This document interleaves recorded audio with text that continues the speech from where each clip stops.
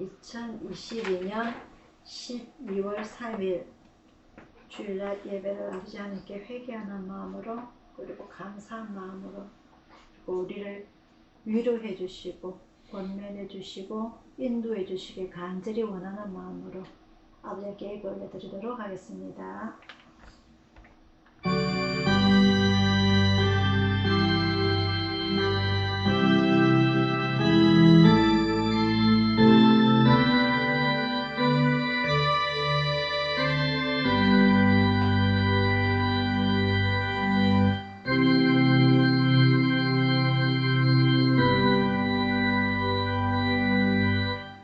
아버지 하나님, 아버지 하나님의 늘 진심으로 감사를 드리옵나이다. 오늘 주님의 날 귀하고 복된 날, 주님의 사랑하는 자녀들 전에 불러 모아주시고 저희들이 한자리에 무릎 꿇고 아버지 앞에 엎드려 예배 올려드립니다. 이 자리가 귀한 예배가 되게 하여 주옵시고 아버지 하나님께 영광이 되게 하시고 저희들에게 받을 수 있는 큰 축복 내려주시는 이 예배가 되게 인도하여 주시옵소서. 일주일 동안 세상 일에 바빠 쫓겨 살다가 아버지 오늘 주님 앞에 나와왔사오니 주님 앞에 간절한 마음으로 예배드리게 해주시고 저희가 일주일 동안 제대로 살지 못하였다면 진심으로 내어놓고 회개하고 용서받는 이 자리가 되게 인도하여 주시옵소서. 오로지 아버지 하나님께서 이 예배를 주장하여 주시기 원하며 지켜주시기 원하며 또한 저희들 마음이 아버지 하나님을 향할 수 있는 귀한 예배가 되게 인도하여 주시옵소서. 각기 초소에서 이 자리를 그리워하고 있는 우리 가족들까지 아버지 하나님 함께 해주시기 원하며 감사드리고 예수님 이름으로 기도드리옵나이다. 아멘. 찬양가 78장입니다.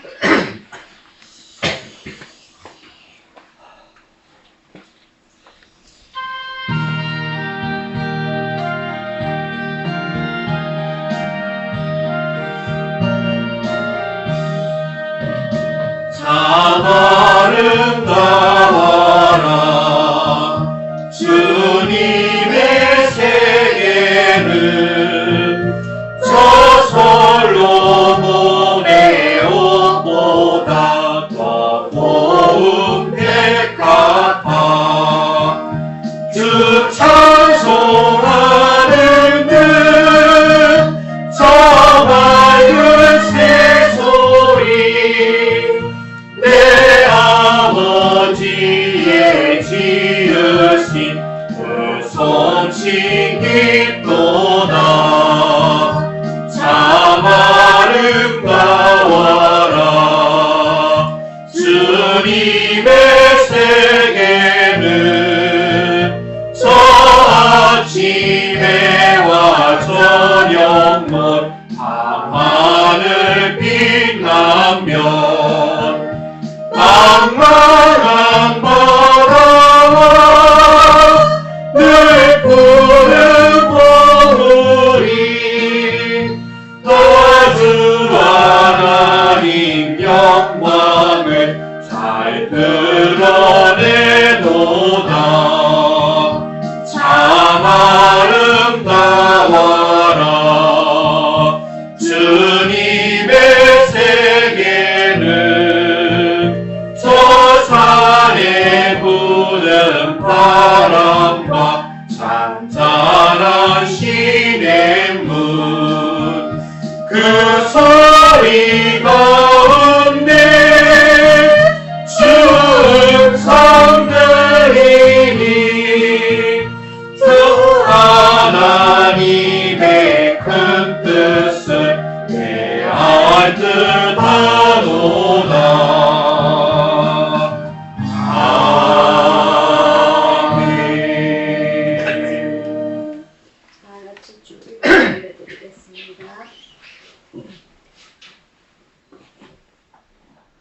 하늘에 계신 우리 아버지여 이름이 거듭 영광을 받으시오며 나라의 임하시오며 뜻이 하늘에서 이룬 것 같이 땅에서도 이루어지리이다. 오늘날 우리에게 일용할 양식을 주옵시고 우리가 우리에게 죄 지은 자를 사하여 준 것 같이 우리의 죄를 사하여 주옵시고 우리를 시험에 들게 하지 마옵시고 다만 악에서 구하옵소서. 대개 나라와 권세와 영광의 아버지께 영원히 싸운나이다. 아멘. 교동 38번입니다.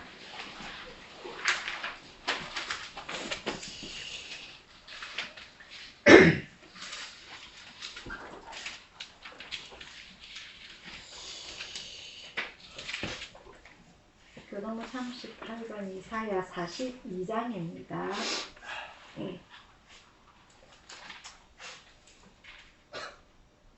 한 절씩 교독하도록 하겠습니다.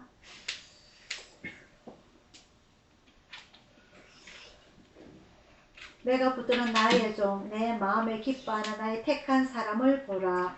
내가 나의 신을 그에게 주었은즉 그가 이방에 공의를 베풀리라. 그는 외치지 아니하며 목소리를 높이지 아니하며 그 소리로 거리에 들리게 아니하며 사람 갈대를 꺾지 아니하며 거절하는 등불을 끄지 아니하고 길 위로 공의를 베풀 것이며 그는 쇠하지 아니하며 낙담하지 아니하고 세상에 공의를 세우기에 이르리니 성들이 그 교훈을 앙망하리라. 나 여호와가 의로 너를 불렀은즉 내가 네 손을 잡아 너를 보호하며 너를 세워 백성의 공약과 이방의 기침되게 하리라. 네가 소경의 눈을 밝히며 갇힌 자를 옥에서 이끌어내며 흑암에 처한 자를 옥에서 나오게 하리라. 아멘. 교회 소식 전하여 드리도록 하겠습니다.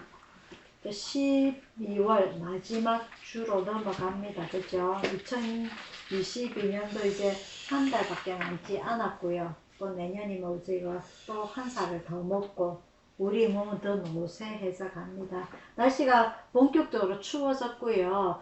올겨울에는 한파가 자주 온다 그러던데 너무 많이 춥습니다. 그죠? 겨울이가 싶을 정도로 덥다가 갑자기 추워져 가지고 우리 몸이 아직 적응을 못해서 몸이 많이 저항력이 떨어질 시기입니다. 여러분들 옷 따뜻하게 입고 다니시고 외출 좀 자제해서 여러분들 건강을 잘 챙기시길 바라고요. 낮에 햇빛 좋을 때 그때 잠깐 운동하셔가지고 여러분들 근력을 키우시기를 바랍니다. 땀을 많이 드시기를 바라고요. 올 12월에는 그 성탄절이 주일하고 겹쳐져 가지고 마지막 주일에 같이 예배를 드리도록 하겠습니다. 찬송가 337장 부르시면서 준비하신 한금을 올려드리도록 하겠습니다. 찬송가 337장입니다.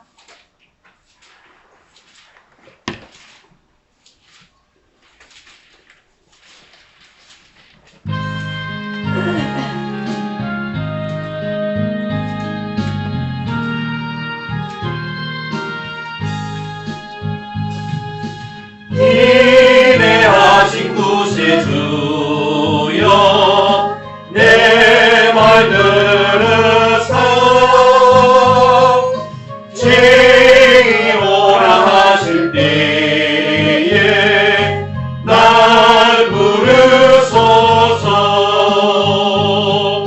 주여 주여 내 말 들으사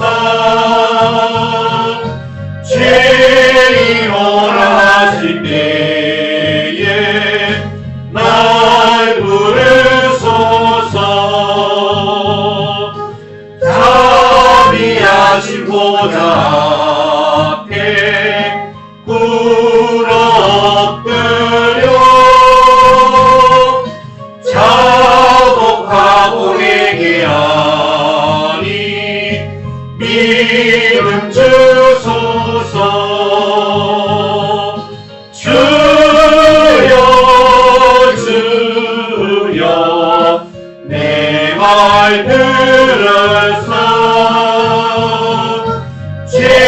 지오라 하실 때에 날 부르소서. 주의 공로를 지하여 주께 가오니 상한 마음을 고치시고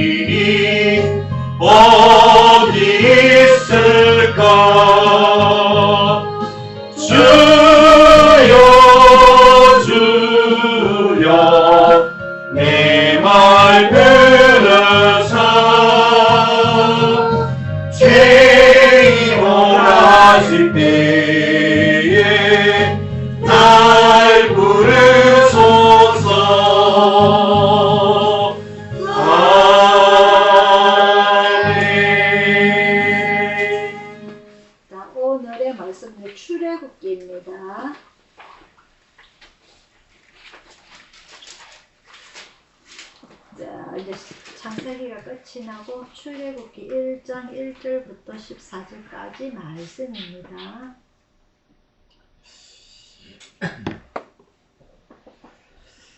(82페이지) 출애굽기 1장 1절부터 교독하도록 하겠습니다.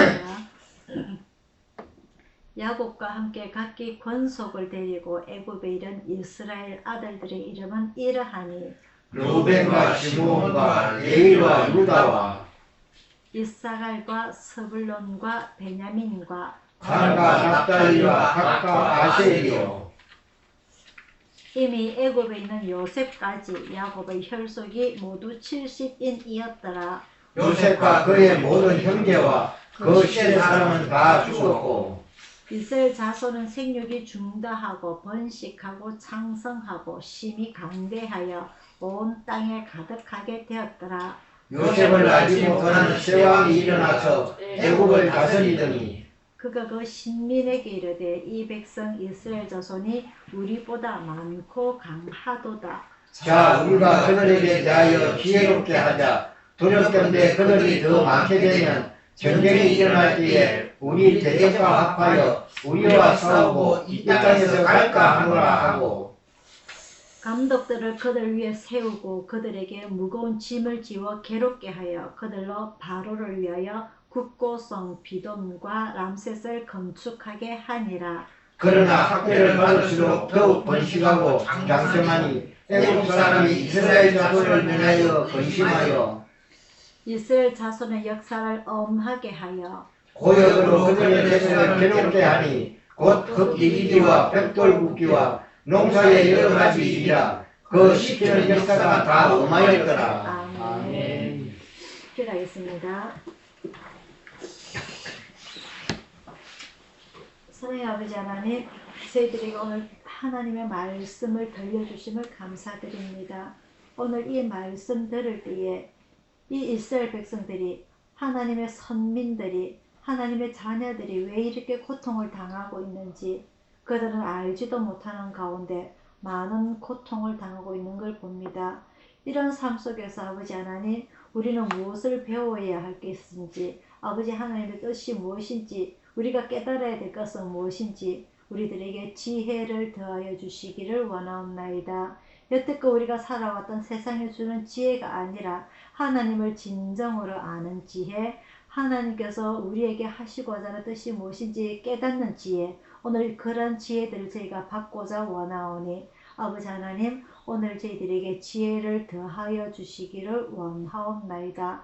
아버지 하나님, 고통을 당할 때마다, 아버지 하나님, 힘들 때마다 더욱더 아버지의 도우심을 바라는 저희들이 되기를 원하오며 감사드렸고 예수님 이름으로 기도드리옵나이다. 아멘. 자, 오늘은 출애굽기입니다. 하나님께서 그 야곱의 12아들들을 다 애굽으로 이전시킨 게 바로 창세기 마지막 장 내용입니다. 그 계기가 그 요셉의 꿈을 이루게 하는 것이고, 그리고 믿음의 조상 아브라함을 선택해서 큰 민족을 이루게 해주시겠다는 그 약속, 그런 약속으로 인하여서 하나님께서 야곱을 통하여 애굽으로 가라 하셨기 때문에 애굽으로 들어오게 됩니다. 오늘 애굽에는 70인 그 12아들과 그들의 자손들 합쳐서 70인이라고 되어 있고요.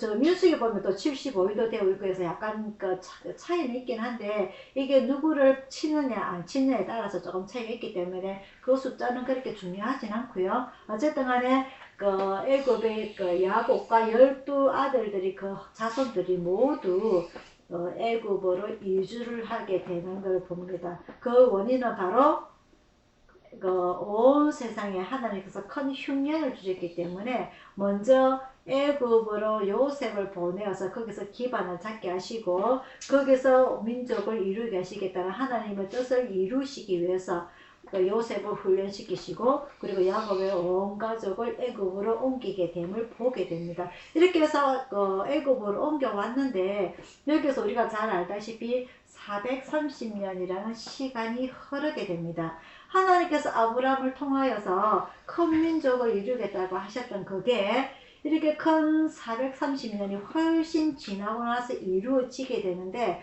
왜 하나님께서는 아브라함에게 가라 하셨던 거, 갈 바를 알지 못하고 떠났던, 결국은 가서 보니까 가나안이더라. 그곳에서 큰 민족을 이루시는 게 아니라 왜 또 애굽에까지 가서 큰 민족을 이루게 하셨는지 그 하나님의 뜻은 알 수가 없어요. 성경에도 딱 이렇게 하나님께서 이렇게 해라 하셨다라고 나와 있지 않기 때문에 그 하나님의 깊은 뜻은 알 수는 없지만은, 어쨌든 간에 이 애굽에서 큰 민족이 이루어지게 되고, 그 430년 동안 종으로서 살아감으로써 학대를 받고 핍박을 다 받음으로 인해서 결국은 출애굽이 이루어지는 게 바로 오늘 출애굽기 1장의 시작입니다. 자, 학대를 받는, 그리고 종으로 전락한 계기가 무엇이냐가 바로 6절에 나오게 됩니다. 요셉과 그의 모든 형제와 그 시대 사람은 다 죽었고, 요셉은 우리가 잘 아는 대로 애굽의 국무총리입니다. 그죠? 바로 왕의 꿈을 해석을 하고 그 7년 풍년과 7년 흉년을 대비를 잘 하였기 때문에 그 요셉을 국무총리로 세워서 결국 그 온 가족이 이거 애굽으로 이주할 때의 고센이란 땅까지 지정할 수 있을 정도로 그렇게 크게 훌륭했던 요셉이, 이제 요셉과 그의 모든 형제와 그리고 그 당시대의 바로 왕도 다 죽었고, 이스라엘 자손은 생육이 중다하고 번식하고 창성하고 심히 강대하여 온 땅에 가득하게 되었더라. 요게 우리가 알 수 있는 내용이 전부입니다.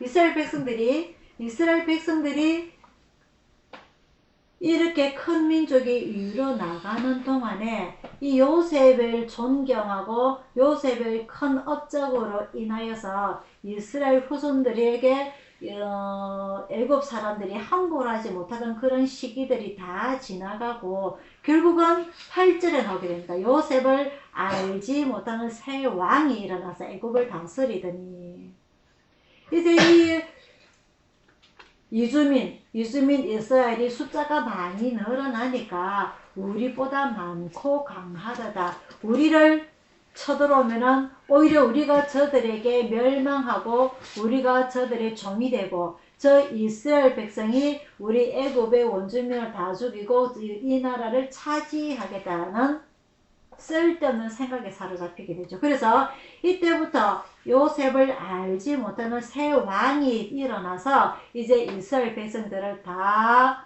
종으로 전락시키게 됩니다. 이렇게 전락시키게 되면서 두 가지를 없애버립니다. 하나는 거주 이전의 자유, 어디든지 내가 이사가서 살 수 있다, 내가 어디든지 저 집을 사서 살겠다, 그런 거주 이전의 자유를 없애버리고, 그리고 이스라엘 백성들은 직장을 선택을 하지도 못합니다. 무조건 종으로, 노예로 전락해버리게 만들고요. 그리고 두 번째는 아들을 낳으면 무조건 다 죽여라, 딸을 낳으면 살려라. 딸은 왜? 종으로 돌아가서 밥도 해야 되고 빨래도 해야 되고 청소도 해야 되고, 애굽 백성들의 자녀를 낳으면 아기도 봐줘야 되고, 이런 여자들은 썰무가 많지만은 남자들은 크면은 건장한 청년이 되면은 이 애굽을 쳐들어올 가능성이 높기 때문에 아예 아들을 낳자마자 죽이게 되는 그 남아민족 말살 정책을 이루게 됩니다. 이것은 우리나라가 일본의 식민지로 들어갈 때하고 좀 비슷해요. 우리나라의 성을 이름을 다 바꿔가지고 일본 이름을 쓰게 한다든지, 그리고 신사참배해가지고 일본의 신에게 절을 하게 한다든지, 그런 큰 민족으로서 약한 민족을 완전히 씨앗을 말라 죽이게 만드는 그런 정책을 쓰게 됩니다. 근데 12절에 나오게 됩니다. 12절에 그러나 학대를 받을수록 더 번식하고 창성하니 애굽 사람이 이스라엘 자손을 인하여 근심하여 그렇게 학대를 당할수록 이스라엘 백성들은 더 번식하고 창성하고 숫자가 다 늘어났단 말입니다. 그래서 애굽에서 어떤 정책을 펴놨냐, 남아민족 말살 정책을 펴기도 하고 거주 이전의 금지라든지 그리고 직업을 못 구하간다든지 이런 거에도 불구하고 이스라엘 백성들이 자꾸 창성하게 되니까 번식하게 되니까 14절입니다. 고역으로서 그들의 생활을 괴롭게 하니 곧 흙이기와 벽돌 굽기와 농사의 여러 가지 일이라. 그 시키는 역사가 다 엄하였더라. 완전히 종 중에서도 제일 하급인 일을 다 이스라엘 백성들에게 떠넘기게 됩니다. 이렇게 오늘 출애굽기 1장, 2장을 공부하게 될 건데요. 오늘 우리가 본문에서 읽었던 그 이후에는 히브리 유대인 3파가 남아 아이를 낳자마자 살리게 되는 이런 일들도 보게 됩니다. 이런 와중에서 우리가 잘 아는 대로 이스라엘의 출애굽의 지도자 모세의 출생까지 나오게 됩니다. 오늘 이 모세의 출생까지 보게 될 건데요. 왜 하나님께서 우리가 한번 더 생각을 해보고자 합니다. 가나안에서 아브라함을 선택하시고 이삭을 선택하시고 야곱을 선택하시고 요셉을 선택하시고 그 나라에서 편안하게 충분히 후손을 만들 수 있었을 것인데 왜 하나님께서는 요셉을 애굽에 팔려가게 하시고 거기에서 훈련받게 하시고 이스라엘 백성들을 또 애굽으로 이주하게 하시고 거기서 고통을 받게 하셨는가? 고통을 받게 하셨는가? 우리가 한번 생각 좀 해봐야 될 겁니다. 하나님께서 선택을 하셨다면 모든 우리의 인생사가 고통 없이 모든 일이 우리가 만사 형통받기를 원합니다.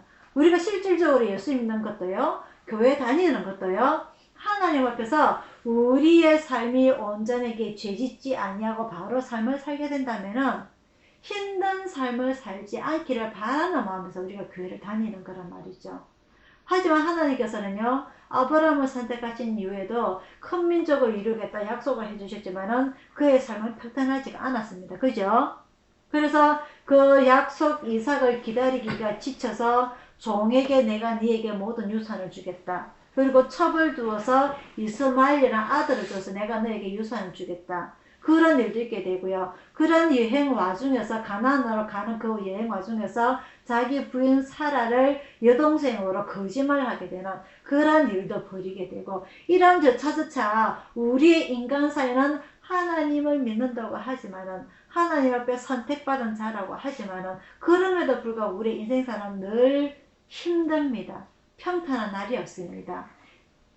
이삭도 마찬가지였고 야곱도 마찬가지였고 야곱도 마찬가지로 하나님 앞에 선택을 받았지만 그의 인생사는 편안하지가 않았어요.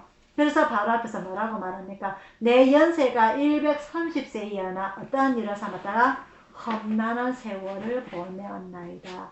하나님 앞에 태어날 때부터 뱃속에서부터 선택함을 받았지만은 그의 인생사는 하루도 편한 날이 없었다라고 고백을 하고 있는 것입니다. 우리 인생사도 마찬가지죠, 그죠? 우리 인생사도 여태까지 뒤집어 볼 때에 하루도 편안한 날이 없어요. 교회 오면 조금 편해지려나, 예수 믿으면 조금 편해지려나고 교회 나왔는데 그럼에도 불구하고 우리의 마음은 편한 날이 없고 우리의 인생사는 더 나아진 바가 없습니다. 그 이유가 무엇일까요?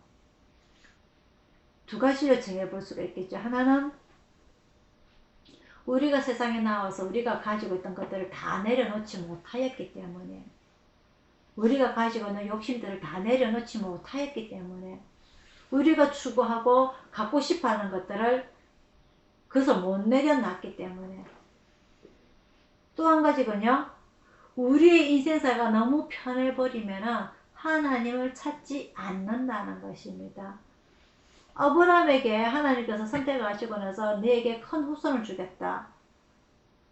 바다의 모래처럼 저 하늘의 별처럼 셀 수 없는 민족을 주겠다. 충분히 하나님은 하루아침에 다 만들 수 있어요. 그렇게 그죠? 큰 민족을 만드실 수도 있고 하루아침에 큰 후손들을 만들 수도 있습니다. 하지만 하나님께서는 능치 못할 일이 없는 하나님께서는 인간이 할 수 없는 그 시기에 아브라함이 100세, 사라가 90세, 인간으로 살 수 없는 그 시기에 오셔가지고 기적을 보여주십니다. 아들을 낳게 주시죠. 그죠? 그래서 하나님의 계획하심과 우리 인간의 계획은 늘 같지가 않다.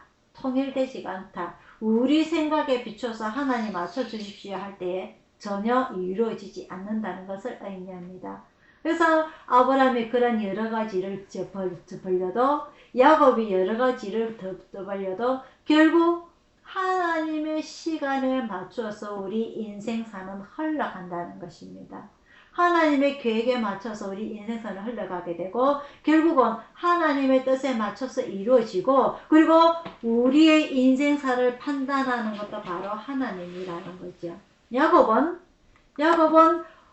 제가 비록 130년 지금 130살이고 바로 왕보다 나이가 많지만은 험난한 세월을 보내었나이다.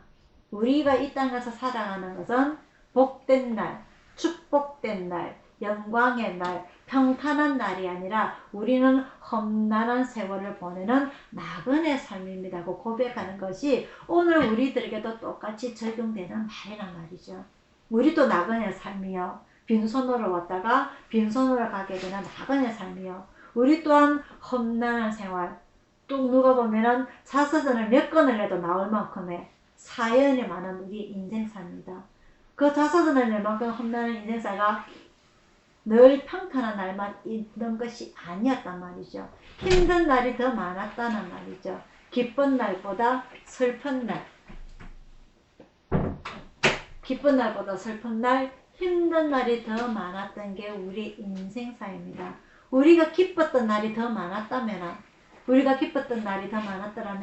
우리 행복한 날이 더 많았더라면 우리는 하나님을 생각하기보다 역시 나야. 내가 똑똑하기 때문에 나야. 필요 없어. 내만 똑똑하면 돼. 이렇게 내 스스로 교만해질 가능성이 높았기 때문에 하나님께서는 아브라함을 선택하셨을 때도 야곱을 선택하셨을 때도 모든 것이 사람의 기준에 판단해서 하는 것이 아니라 하나님의 뜻대로 하나님의 때에 모든 것이 기준을 맞추어서 인간이 따라오게끔 만드는 것이었습니다. 그래서 그들의 삶이 젊었을 때는 자기 마음대로 해보겠다고 아브라함도 첩도 드리고 아들도 낳고 해봤지만은 야곱도 부인을 4명이나 거느리고 자식을 12명이나 거느리고 자기 뜻대로 아버지도 속이고 형도 속이고 해봤지만은 결국 나이가 들어서 하는 것이 무엇이다? 제가 잘못했습니다. 이제는 모든 것을 아버지의 뜻대로 살겠습니다. 나이 들어서 하나님을 깨닫는 거예요. 나이가 들어서 내가 정말 잘못 살았구나. 내가 젊어서 내가 마음대로 좀 살아보고 욕심도 부려보고 내가 이렇게 하면 내 뜻대로 다 이루어질 줄 알았는데 결국은 내가 130년을 살아다 보니까 이 내 삶이 나그네 삶이요. 험난한 삶이었다는 걸 고백하게 되는 것입니다. 그래서 결국은 이 이스라엘 백성이 가나안에서 큰 민족을 이루겠는 것이 아니라 애굽에서 남의 나라에서 그것도 종살이로 몇 년 동안 430년 동안 이렇게 살아온 것도 이스라엘 백성들을 봐서는 왜 우리를 이렇게 힘들게 하십니까?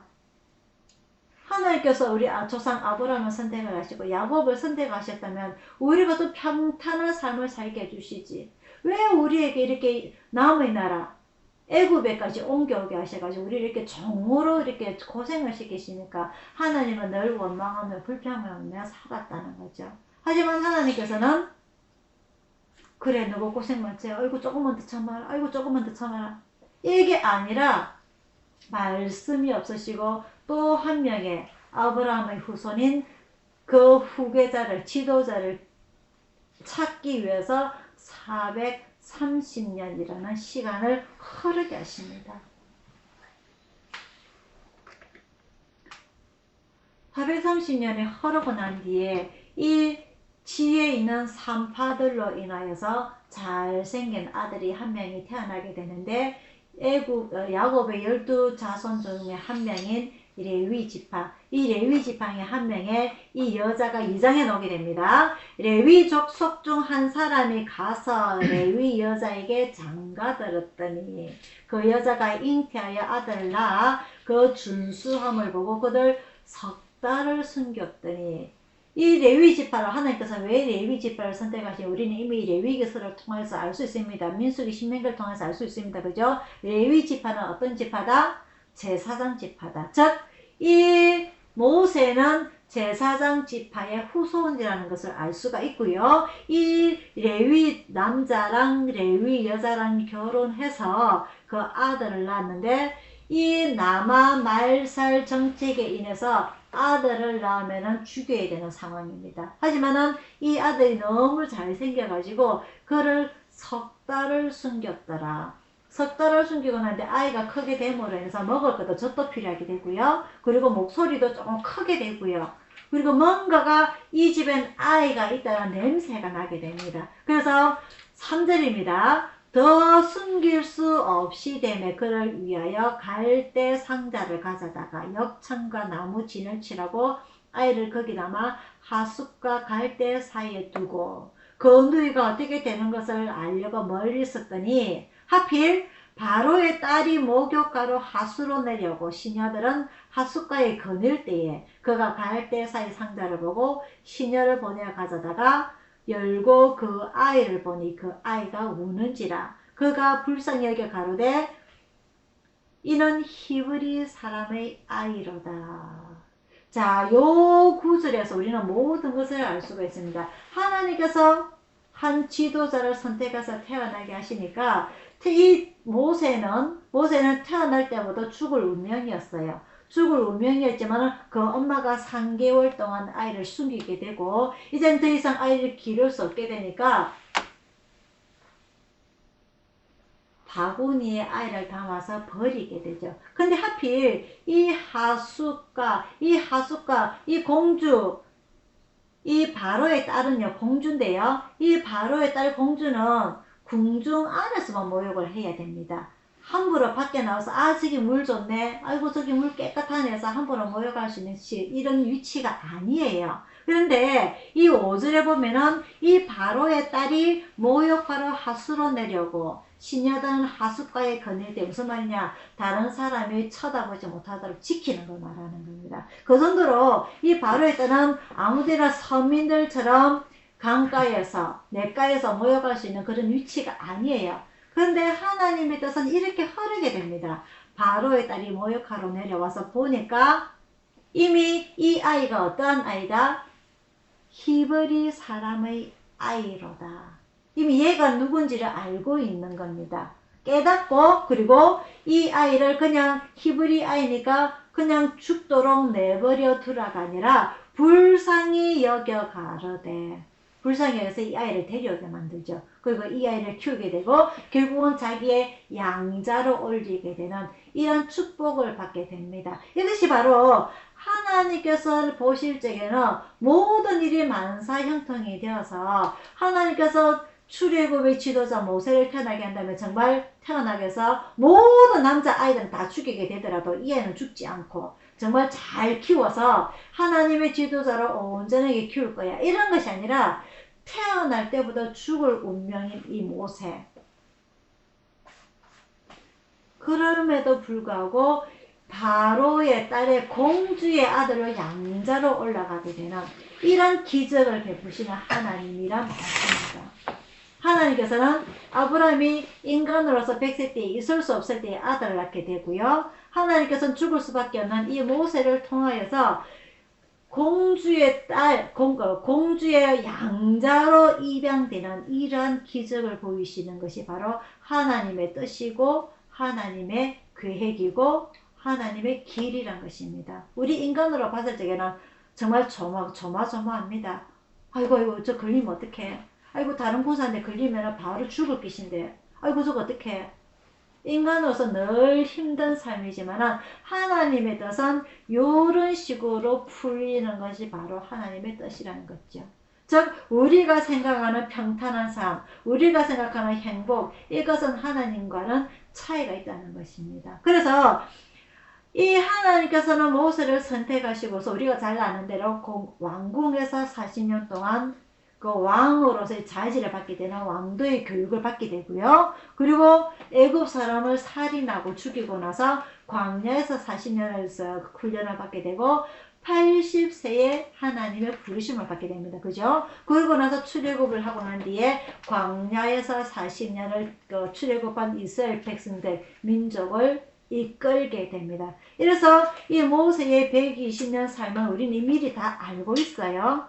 그래서 이 모세의 120년 삶을 되돌아볼 때에 이 모세의 삶은 정말 선택받은 종이었기 때문에 그의 삶은 행복한 삶이었는가?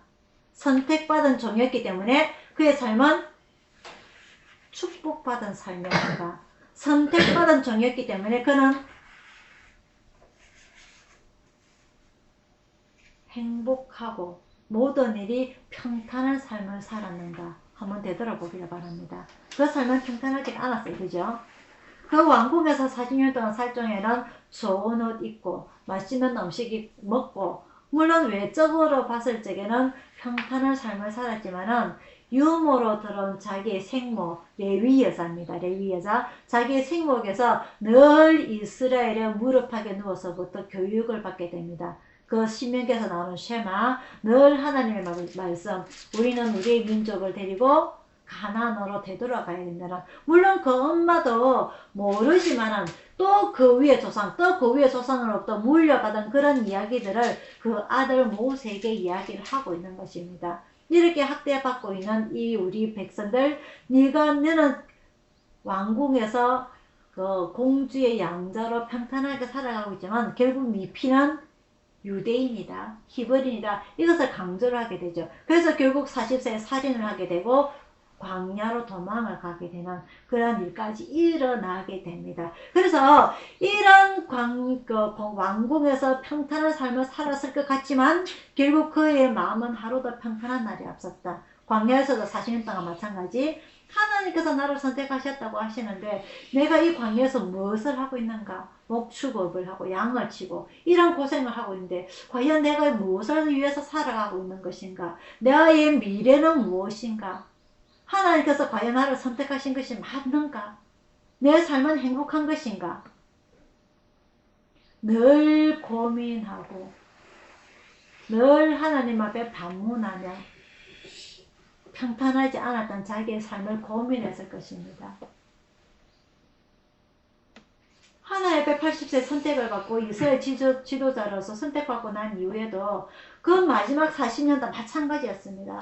늘 불평, 불만, 원망하는 이스라엘 백성들 앞에서 하나님 앞에 늘 엎드려서 기도하는 저들을 용서해 주십시오. 하나님께서 화가 나서 사람을 죽이다 못해가지고 내가 모두 다 죽여버리겠다. 그런 생각하시는 하나님 앞에서 엎드려서 저들을 용서해 주시옵소서. 저들을 용서해 주시옵소서.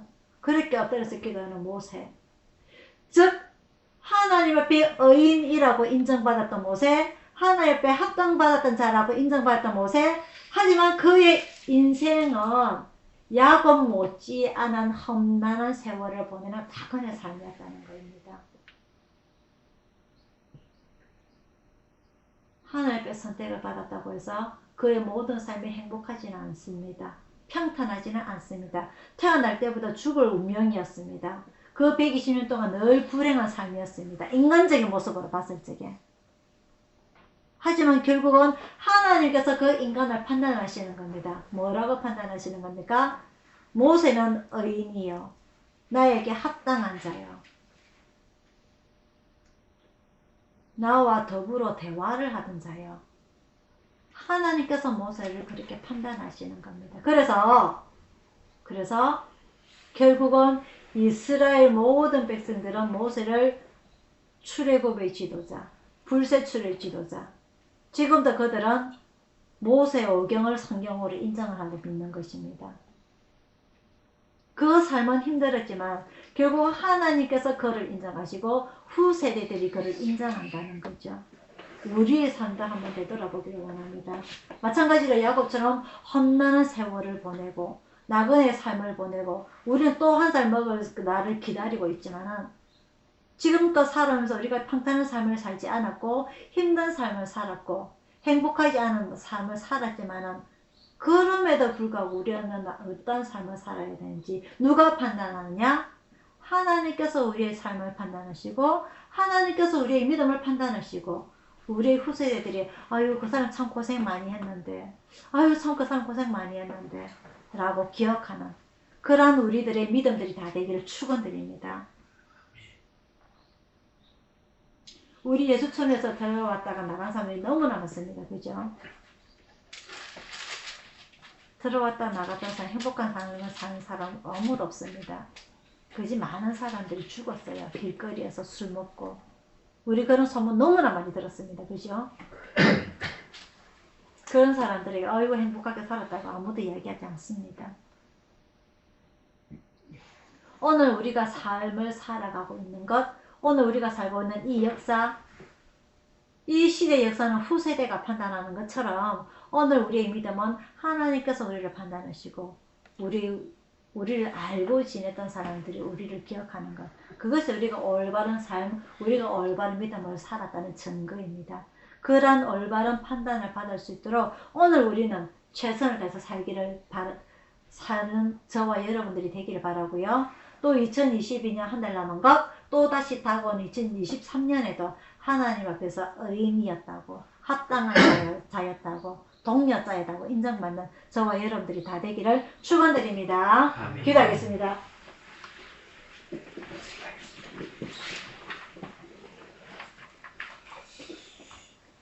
사랑의 아버지 하나님, 오늘 출애굽기를 들어오면서 출애굽의 지도서 모세까지 우리가 공부를 합니다.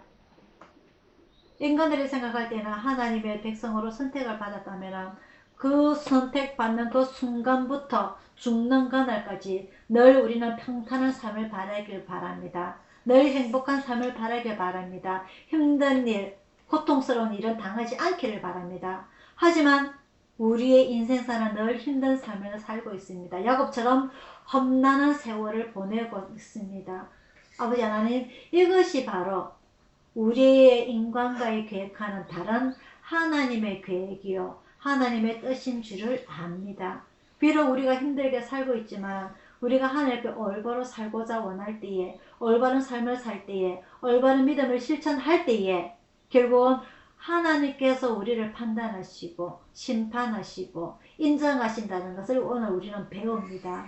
아버지 하나님, 지금 당장 현실은 우리가 힘들고 고통스럽지만은 나중을 되돌아볼 때에 아버지 하나님께서 우리를 인정하시는 그것을 우리가 바라보면서, 저 천국을 바라보면서 우리 이곳은 나그네 삶이요 여태껏 우리가 쥐고 있었던 거 다 내려놓고 아버지 하나님을 바라보며 사는 저희들이 다 될 수 있도록 인도하여 주시옵소서. 날씨가 춥습니다. 코로나가 또 늘어납니다. 이런 모든 사회 악조건 속에서도 늘 저희들을 지켜주시기를, 주님의 품 안에 살아서 죄짓지 않기를, 아버지 하나님과 동력하는 삶을 살기를 간절히 바라고 원하오며 감사드리고 예수님 이름으로 기도드리옵나이다. 찬송가 358장입니다.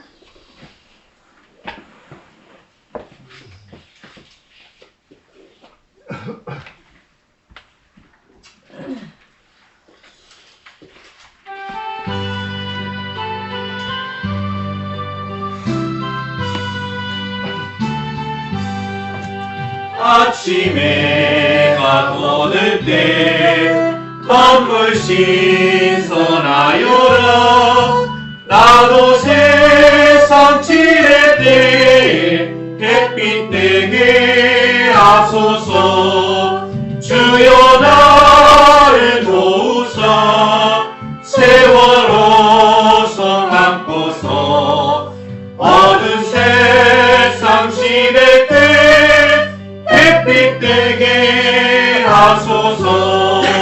새로운 방음은 보람있게 보내고 주의 일을 행할 때 햇빛 되게 하소서. 주여 나를 도우사 세월호서 감고서 어두운 세상 지낼 때 햇빛 되게 하소서. 한 번 가고 안 오는